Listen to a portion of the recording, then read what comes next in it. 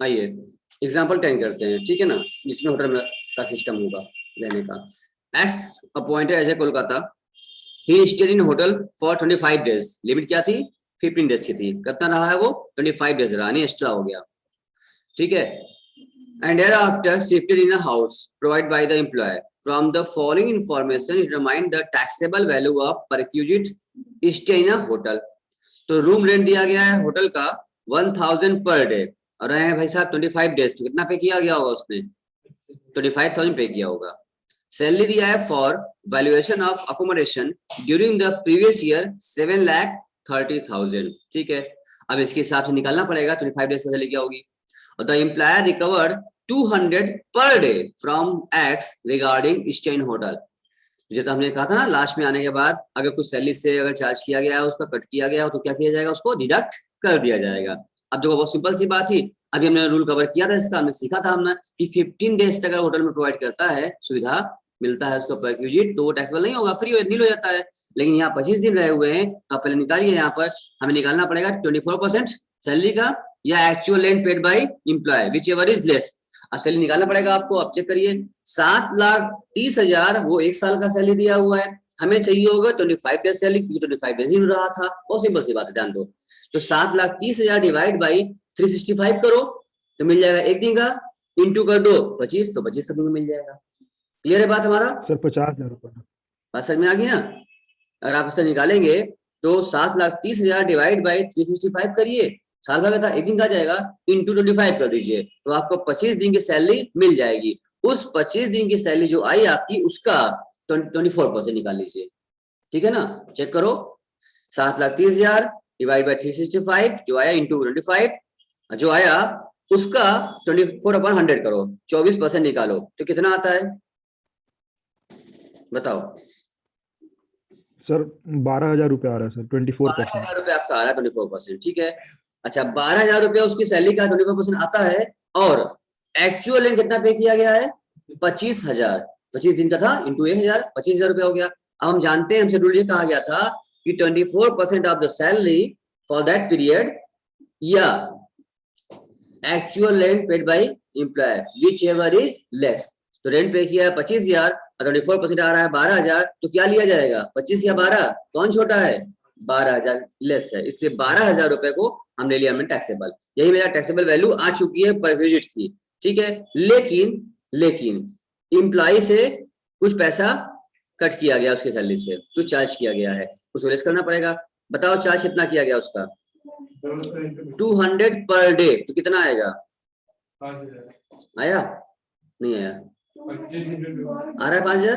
तो जो एम्प्लॉय से कट किया गया था उसको लेस कर दीजिए, इसकी लेस करने के बाद जो वैल्यू बची वो क्या बनेगी, अब 7,000 हमारे हैंड में टैक्सेबल वैल्यू ऑफ परक्यूजिट आ गया। अब बताइए यहाँ पर अगर आपको कोई दिक्कत है तो पूछिए। सर हाँ ये बोलो। 15 दिन तो फ्री दे रहा था ना, मतलब 15 दिन का तो टैक्स नील थी। हाँ और ये कायदे से 25 दिन रहा है तो सर 10 दिन का लगना चाहिए ना सर, 15 दिन तो फ्री ही था। ऐसा लॉ में 10 नहीं दिन कहा, एक्स्ट्रा रहा है बस। सुनो लॉ में ऐसा नहीं लिखा हुआ है कि 15 डेज तक फ्री है उसके बाद टैक्सेबल है, ऐसा नहीं लिखा है। उसमें लिखा है कि 15 दिन से एक्सीड नहीं करना चाहिए। देखो और एक बार फिर देखो, यही तो बात है भाई, ये तो लॉ है। लॉ का तो यही तो बोलते हैं बाई खाल निकालना। देखो यहाँ क्या लिखा था, यहाँ लिखा था where the accommodation is provided in the transfer from one plus, ठीक है, and period in an aggregate does not exceed 15 days. यहाँ पर लाइन ध्यान देना, यहाँ लिखा है डज नॉट एक्सीड 15 डेज, तो शैल बी नील, टैक्सेबल क्या नील हो जाएगा। इसका मतलब कि 15 दिन से ज्यादा अगर नहीं है तब तो नील है, अगर 15 दिन से ज्यादा हुआ तो क्या है टैक्सेबल है। इसका मतलब ही निकल के सामने आ रहा है। ये बिल्कुल भी नहीं कह रहा है कि 15 डेज तक फ्री है उसके बाद का टैक्सेबल है। क्या मेरी बात समझे प्रभात, जो तुम पूछे हो लॉ समझ में आया, एक्ट ने क्या बोला, लॉ ने क्या बोला, बात समझ में आया। तुम जो क्वेश्चन पूछ रहे थे तुम्हारा क्वेश्चन भी भाई जेन्युइन तुम क्वेश्चन पूछ रहे थे हमसे कि सर भाई 15 डेज तक कहा था तो भाई 25 दिन रहा है 15 दिन माफ हो जाएगा 10 दिन लगाइए आप, तो आप पूरा क्यों लगा दिए। तो भैया लॉ ने ऐसा नहीं कहा है, लॉ ने नियम ऐसा नहीं कहा था कि भाई 15 डेज तक फ्री रहेगा 15 डेज के बाद हम टैक्सेबल करेंगे, ऐसा नहीं है। लॉ ने कहा था ये 15 डेज से अगर एक्सीड हुआ तब हम टैक्सेबल कर देंगे, और 15 डेज से कम हुआ तो हम फ्री करेंगे। उन्होंने ऐसा कहा था, तो 15 डेज क्रॉस हो गया तो आपका पूरा टैक्सेबल हो गया। एकदम क्लियर हो गया बात? प्रभास की भी क्वेरी आ रही है? तो लॉ है कि भाषा है, ठीक है ना, एक्ट जो कहता है बहुत ध्यान से पढ़ना पड़ता है, क्या कह रहा है। सब कुछ समझ में आता है, ऐसा नहीं है जो कुछ समझ में आया, सब समझ में आ रहा है, क्या बोल रहा है, क्या कह रहा है, बस समझ में की बात है। क्लियर करिएगा, पूरा बारीकी समझ में आएगा आपको। चलिए, तो हम अगर यहीं पर 14 डेज रहा होता तो क्या होता, टैक्सेबल वैल्यू नील हो जाती, कुछ देना पड़ता हमको, नील हो जाती। लेकिन 15 डेज पार करके 25 पहुंच गया, अब तो क्या है, आप टैक्सेबल में आ गए हैं। ये कहीं लिखा है कि 15 डेज माफ होगा, लेस होगा, आपका पूरा टैक्सेबल हो गया आपका। अब आइए बात करते हैं, रजिया तुम्हें कुछ पूछना है या क्लियर है? सर क्लियर है। क्लियर है, चलिए। अब आपके सामने आ रहा अकोमोडेशन इन अ, क्या बोल रहा है, प्रोवाइड एट साइट। अच्छा ठीक है, और देखते हैं, where the accommodation is provided to an employ working at mining site और an onshore oil exploration site और प्रोजेक्ट एक्सक्यूशन साइट और डैम साइट और पावर जनरेशन साइट और एन ऑफशोर साइट, विच यानी क्या हो गया कि आप जो आपको रहने जगह दिया गया है, जिस साइट पर काम कर रहे हैं, एम्प्लॉय काम कर रहा है, दूर दराज के एरिया में काम कर रहा है, जो उनकी साइट है, उसी साइट पे क्या हो गया, उसको रहने के लिए थोड़ा सा कोने में जगह दे दिया गया, कहीं उसको कुछ बना दिया गया।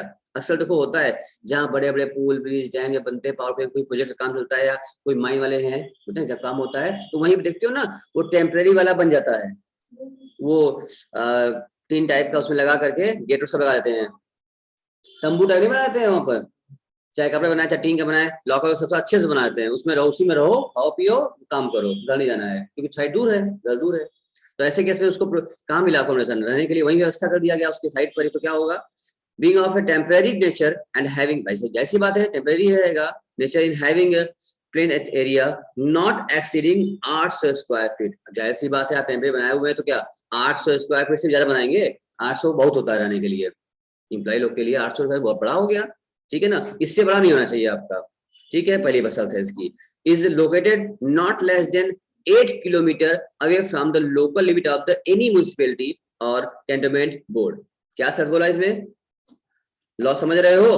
प्रभास क्या कह रहा है ये, इनका पहला शर्त ये है कि जहां उसको टेम्परेरी मिला हुआ है, हैविंग एरिया दिया गया है, not exceeding 800 square feet, 800 square feet बड़ा नहीं होना चाहिए, is located not less than, ध्यान दो, नॉट लेस देन 8 किलोमीटर, ठीक है, कम से कम क्या है 8 किलोमीटर से कम नहीं होना चाहिए, ठीक है, जहां पर म्युनिसिपैलिटी एरिया आ रहा है, या आपकी जहां साइट है 8 किलोमीटर, एक आध 2 किलोमीटर रेंज में आपकी साइट है, एक ही 2 किलोमीटर पार करके नगर निगम आ जाता है, ठीक है, जहां पर रेजिडेंशियल एरिया आ जाते हैं, लोग रहते हैं वहीं पर, सबका घर मकान वहीं पर है, तो उसमें क्या दिक्कत है आपको, तो आप जा भी सकते हैं, आ भी सकते हैं, तो दूर दराज तब ना रहता है, 800 स्क्वायर फीट से छोटा हो और उसके बाद 8 किलोमीटर से कम ना हो दूरी वहां से म्युनिसिपल एरिया का।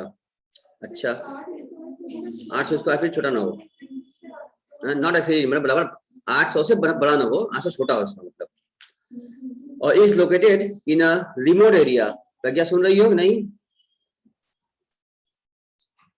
Yes sir. चलिए, is located in a remote area,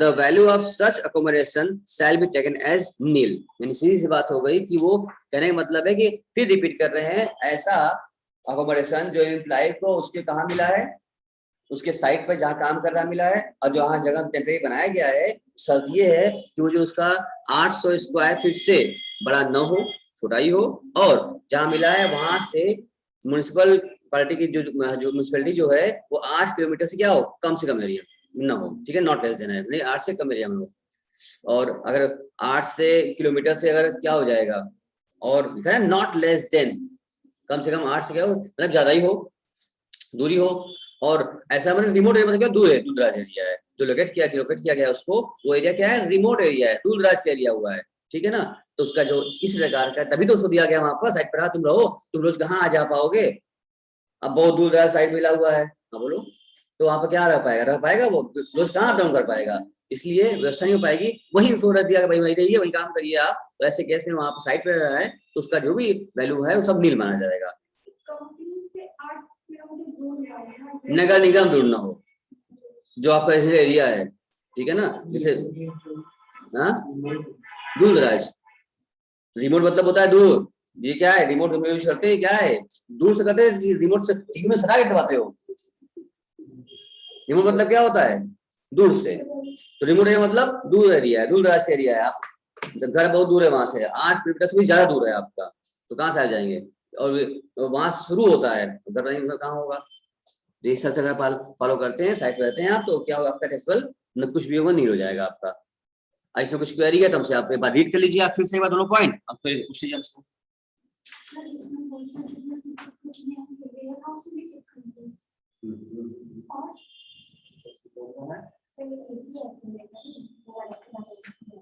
हाँ, ये बस यही है। सर होलसेल बिजनेस तो है नहीं, और फिर ये इसमें भी करेंगे वेयर हाउस में, बाकी रेट साइड सर रेंट वहाँ पे सही है और यहाँ पे रेंट सही है। पूरा एक्सप्लोर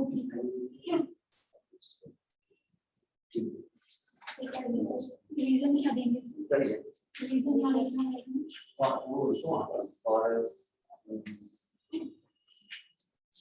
उस बात बताऊं तो बस और ये बात अच्छा डेट उसमें पड़ा होगा, उसमें कब किस दिन की है।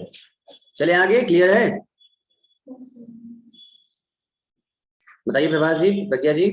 सर अगर जैसे कि इसमें से कोई भी कंडीशन फुलफिल नहीं होती है तो फिर वहाँ पे आरएफए लगने लगेगा। हाँ, अगर कंडीशन फुलफिल नहीं करेंगे तब फिर टैक्सेबल हो जाएगा आपका। बात सही सही पकड़ तुम। और कुछ चले आगे चले, और डिस्कस कुछ करना है प्रज्ञा जी, बोलिए। सर और क्या आगे चले? सही है, चल अब कहाँ भाग गए भाई साहब।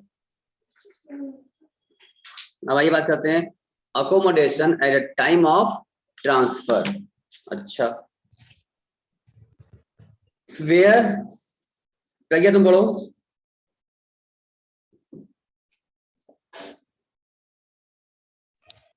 Where on account of transfer of any employee from one place to another, he is provided with accommodation at the new place of posting while he retains the accommodation at the other place. The value of requisite shall be taken for one accommodation which has a lower value. The value shall be determined as discussed above. The benefit shall be available for a maximum period of 90 days. If the continue of occupy both the accommodations after the expiry of 90 days, the value of requisite shall be charged for other such accommodation.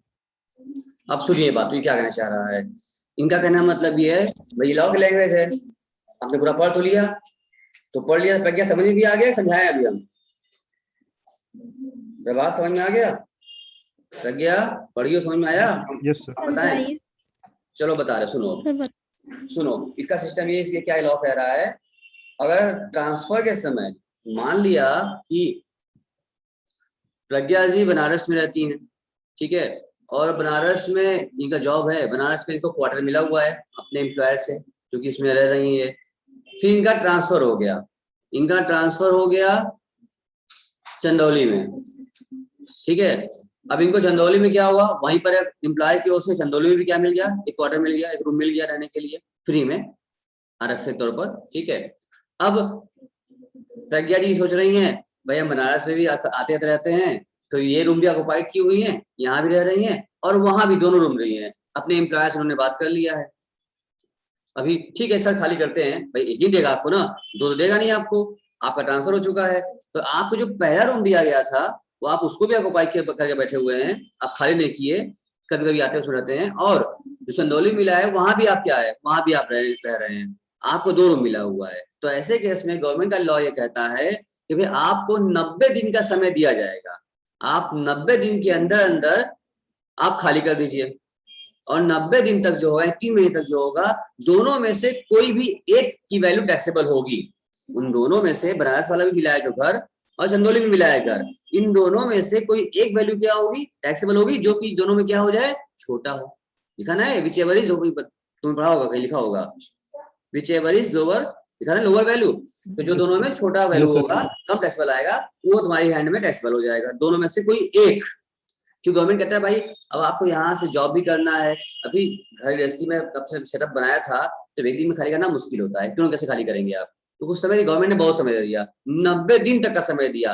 भाई 90 दिन में तो आप खाली Sunday भी थोड़ा तो सामान ले जाएंगे अगर, तो भी शिफ्टिंग आराम से कर लेंगे आप, आराम से 90 दिन में रूम खाली कर सकते हैं आप, समय एक साथ दिया गया आपको, रूम खाली कर लीजिए आप, ठीक है ना। तब तक क्या करेंगे, एक ही चार्ज करेंगे, टैक्सेबल करेंगे, दोनों में से छोटा हो चार्ज करेंगे। लेकिन अब आप सुविधा का मजा ले रहे हैं, डबल रूम इस्तेमाल कर रहे हैं, और आपका एम्प्लॉयर भी आपको अलाउ कर दिया है, उसको दिक्कत नहीं है, वो भी दोनों फ्री दे दिया है, तो गवर्नमेंट को दिक्कत हो जाएगी। गवर्नमेंट का नहीं नहीं तुम दोनों क्यों यूज करोगे, 90 दिन तक तुम्हें अलाउ कर दिए हैं हम, अब 90 दिन के बाद भी तुम अगर खाली नहीं किए हो, एक रिसिप्ट नहीं हो गए हो और दोनों ही यूज कर रहे हो, दोनों तुम ऑक्युपाई किए हो, तो अब दोनों चार्जेबल हो जाएगा आपके हाथ में, अब आरएफए तौर पर दोनों ही चार्ज होगा। सर इसमें 2 डेट लिखा है, क्लास में 24/12 और एक लिखा 1/1/2000। बात समझ में आया क्या बोले हम, 90 दिन तक सिर्फ एक चार्जेबल होगा जो दोनों में छोटा हो, वैल्यू कम हो, और 90 दिन के बाद अगर आपने खरीद नहीं किया है तो दोनों यूज कर रहे हैं आप, तो दोनों ही क्या हो जाएगा, और वैल्यूएशन करने का तरीका वही रहेगा जो ऊपर पढ़ के हम लोग आए हैं। हाँ प्रगति अब समझ में आ गया या कुछ मन में क्वेरी आ रही है, बस पूछो। नहीं सर, ठीक क्लियर है सर। प्रज्ञा हाँ सर क्लियर। क्या क्लियर बताओ, क्या समझी। सर अगर एक जगह से दूसरी जगह ट्रांसफर हो रहा है तो हमें 90 दिन का टाइम देता है एक जगह से दूसरी जगह शिफ्ट होने के लिए, अगर वो 90 दिन में नहीं ट्रांसफर कर पाता है तो दोनों का रेंट लगेगा। और 90 दिन तक क्या होगा, रेंट लगेगा, क्या तुम बोल रही हो, ट्रांसफर रेंट कहाँ, हमको परक्यूजिट जो सुविधा मिली है हमको, हमारे हैंड में टैक्सेबल होगा एज ए परक्यूजिट 90 दिन तक, कोई दोनों में से कोई एक, और 90 दिन के बाद का वैल्यू कम होगा, दोनों ही क्या हो जाएगा, चार्जेबल हो जाएगा। चलिए ये भी कवर कर लिया। अब थोड़ी बातें इसमें आ रही है, एक्सेप्शन की बातें आ रही हैं, आई चेक करते हैं, एक्सप्लेनेशन की बातें आ रही है कि इसमें एक्सप्लेन कर रहा है कि अकोमोडेशन क्या होता है, होटल क्या होता है, रिमोट पूछते ना भैया रिमोट क्या होता है, अब देख लो रिमोट क्या होता है, an area that is located at least 40 kilometre away from the town having a population not exceeding 20,000, ठीक है, based on the latest published all India census के हिसाब से, जो भी लेटेस्ट आपका पब्लिशन हो, जो सेंसस जनगणना के हिसाब से, ये सब मीनिंग दिया हुआ है। अब यहाँ धो दिया है meaning of salary for rental accommodation, क्या क्या आएगा, it includes pay, allowances, bonus, commission payable monthly और अदरवाइज और any monetary payment by whatever name called from the one और more employ but does not include the following, ठीक है ना। तो क्या क्या इंक्लूड नहीं होगा इसमें, जो सैलरी निकालते हैं 15%, 7.5%, 10% या 24% निकालना होगा अपने आपको, तो वहाँ क्या क्या लेना होगा, हमें सब लेना है वहां पर। क्या नहीं लेना है, देखो पहला dearness allowances which does not enter into a computation of the retirement benefit or the employee concern which does not under the terms of employment, लिखा जाता है तो हम शुरू जानते हैं, अगर टर्म्स ऑफ एम्प्लॉयमेंट रहेगा तभी ऐड करेंगे, जो ऐड करते हैं तुम जानते ही हो। उसके बाद एडवांस सैलरी और arrears of salary, advance salary मिल गया है, अगले साल सैलरी अभी मिला है तो थोड़ी इसमें जोड़ेंगे, वो तो अगले साल करना है, हम इस साल निकाल रहे हैं हम लोग, इस साल लेना होगा, नेक्स्ट नहीं लेना हमको। और employees contribution to provident fund account of the employ, आपके पीएफ में पैसा ट्रांसफर किया वो नहीं लेना है आपको। Allowances which are exempt from the, हमने क्या लिखवाया था, ऑल टैक्सेबल अलाउंसेस लिखवाया था हमने आपको वहां पर, तो जो एग्जाम्प्ट था वो नहीं लेंगे इसका मतलब। और फिर उसके बाद कहाँ गया, the value of perquisite specified, जो 17(2) में पढ़ा था लोग, जो परक्यूजिट क्या थी आपकी, नील थी, टैक्सेबल लेना था आपको अपना यूज करने वाला, याद करो 17(2), 17(1) सिखाया था हमने आपको, वैसे भी वो नहीं लेता, हम लोग क्या लेते हैं, ऑल मॉनेटरी से चाहिए हम लोगों को। द अमाउंट पेड और reimburse for retirement treatment, reimburse हुआ है, हमें यहाँ कैश मिला नहीं, क्या लिखवाया था, basic plus DA terms of employment, ठीक लिखवाया था ना, प्लस ऑल टैक्सेबल अलाउंसेस और प्लस एनी मॉनेटरी रिसीप्ट, ये हमने लिखवाया था उस दिन कल आपको, बुक नहीं मिलता रहा तो हमने लिखवाया था आपको, याद आ रहा है। चलिए, और फिर lump sum payment receive at the time of the termination of service, superannuation, ये तो टर्मिनेशन मिल रहा है हमको, सही मतलब नहीं, सुन ले रहे हैं हम लोग, इतनी बात ना, जो हमने लिखवाया था एक लाइन में वही सबसे बेस्ट था, ये सब बहुत लंबे में बता दिया, हम तो वो शॉर्ट में बताते आपको। क्या चीज, वो जब निकलते हैं ना वहां से रिटायरमेंट समय, ग्रेचुइटी एक्सपेंशन है, टर्मिनेशन समय। अब आइए बात कर दे रहा है आपके सामने एग्जांपल 11। यहाँ बताया an employer has taken a house and rent 15,000 per month लिया। He allotted half the house to Mr. A and the other half to Mr. B for residential purpose. The annual salary of Mr. A is 3 lakh and Mr. B is 7 lakh. Find out the value of rent-free house to Mr. A and B. क्या बात है, यानी A और B दो क्या हो गए, दोनों हमारे एम्प्लॉय हो गए। अब इन दोनों को क्या करना है, अब इन दोनों को हमें हाउस दिया है। अब आप देखिए आपके एम्प्लॉयर ने क्या किया है, एक रूम किराए पर लिया। एम्प्लॉयर मालिक नहीं है पहली बात तो, ठीक है ना, और कहीं ना लिखा है गवर्नमेंट एम्प्लॉय है, तो गवर्नमेंट छोड़ दीजिए, प्राइवेट मानेंगे इसको हम लोग। और ये भी क्या है, कहीं नहीं डिसाइड बता रहा है कि कितना पॉपुलेशन होगा, कौन सिटी है, तो क्या मानेंगे उसको हम लोग, कितना मानेंगे हम लोग, फिर उसको हम मानेंगे 25 लाख के ऊपर वाला मानेंगे हम लोग, 15% मानेंगे हम लोग, ठीक है। और अब यहाँ देख लीजिएगा उनके सैलरी का 15% और उसका एम्प्लॉयर है, सैलरी का 15% या actual paid by employer which way low taxable हो जाएगा। तो मिस्टर ए का निकालिए, मिस्टर बी का निकालिए, उसके बाद हम बताते हैं आपको, अगर ना आता है तो। समझे, करो। वो गया जब से कंटिन्यू करना सब प्लेस दिखाया कि वन प्लेस वेट करो ये आपको वेट करो कितना number of additional is one करें तो ये होता है जी उससे नहीं जाना होगा इसमें।